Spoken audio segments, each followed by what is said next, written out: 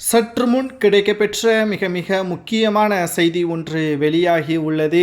5 நாட்களாக மருத்துவமனையில் அனுமதிக்கப்பட்ட முதல்வர் மு.க.ஸ்டாலின் அவர்களை பார்ப்பதற்காக மு.க.ஸ்டாலின் அவர்களது சகோதரரும் முன்னாள் மத்திய அமைச்சருமான மு.க.அழகிரி அவர்கள் இன்றைக்கு வந்துள்ளார். மருத்துவர்களிடம் தனது சகோதரனுக்கு எப்படி இருக்கிறது, குறிப்பாக என்ன சிகிச்சை மேற்கொள்ளப்பட்டுள்ளது என்பதையும் கேட்டறிந்துள்ளார்.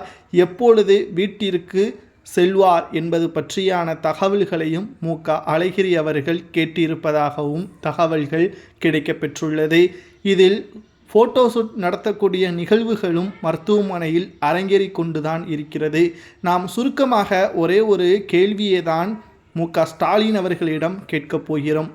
கடந்த 4.5 ஆண்டுகளாக எந்த ஒரு போராட்டங்களோ அல்லது மக்கள் மத்தியில் இருக்கக்கூடிய பிரச்சனைகளோ பற்றி மக்களிடம் கேட்டறிந்து பிரச்சனையை முடிக்காமல் ஓய்வெடுத்து கொண்டிருந்த ஸ்டாலின் அவர்கள் ஓய்வெடுக்கக்கூடிய நேரத்தில் மக்களது பிரச்சனையை கேட்பதாக ஃபோட்டோஷூட் நடத்துவது நியாயம்தானா?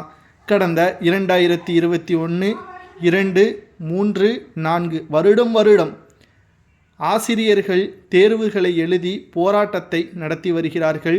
எங்களுக்கு வேலை வாய்ப்பை உறுதி செய்யுங்கள், நாங்கள் அதற்கான தகுதியானவர்கள் என்பதை உங்களுக்கு நிரூபித்து விட்டோம்.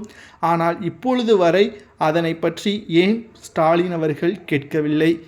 2021 சட்டசபை தேர்தலுக்கு முன்பாக கூட ஆசிரியர்கள் போராட்டத்தை நடத்தினார்கள். அப்பொழுது அதிமுக ஆட்சியை அமைத்திருந்தது.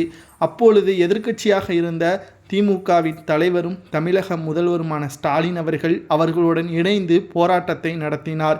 அப்பொழுது தெரிந்த உங்களுக்கு இப்பொழுது ஏன் அவர்கள் படுகின்ற கஷ்டம் தெரியவில்லை என்ற ஒரு கேள்வியையும் நம்மால் கேட்க முடிகிறதல்லவா? மக்களோடு இணைந்து பயணிக்கிறேன் என்பதற்கேற்ப ஃபோட்டோஷூட்டை நடத்தினால் போதாது, மக்களின் இன்னல்களை ஒட்டுமொத்தமாக வேறெடுத்து அவர்களின் சிரமத்தை குறைத்து நல்லதை செய்வதுதான் தமிழக முதல்வர்களின் பக்குவம். ஆனால் ஸ்டாலின் அவர்கள் ஃபோட்டோஷூட்டை நடத்துவது மட்டும்தான் வேலையாக இருப்பதாக பல்வேறு குற்றச்சாட்டுகளும் முன்வைக்கப்பட்டு வருகிறது.